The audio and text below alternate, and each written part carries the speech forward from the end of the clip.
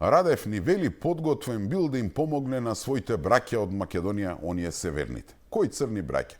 Што и да понудат Франција и Германија? Овие самопрогласени браќа очигледно немаат намера никако да попуштат. Мислам дека се подготвени да влезат во отворен конфликт со целата Европска Унија само за да го истераат своето. Нешто слично како што, ако памтите, Грција му направи на мојкниот сад и тогашниот председател Џорџ Буш на фамозниот самит на НАТО од 2008 година, кога во лице му го плесна ветото за Македонија. Затоа што сите знаеме дека за промена на било кое правило во Европската Унија потребен е консензус. Така и за ваквата понуда како што е германско-француската за некој вид фазно членство, пред тоа мора да има едногласност во рамките на Унијата.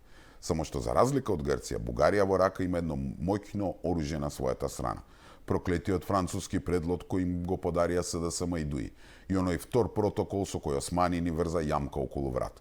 Кога зборуваме за протоколите, многу е важно да се каже дека тие, иако во правниот систем на Македонија, се само обични записници од некакви си средби.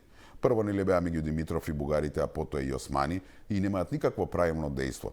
Владата на СДСМ и ДУИ успеа од нив да направи документи со ние како држава, преку преговарачка рамка ги превземаме како обврски. Главната обврска си ја знаеме, уставните измени.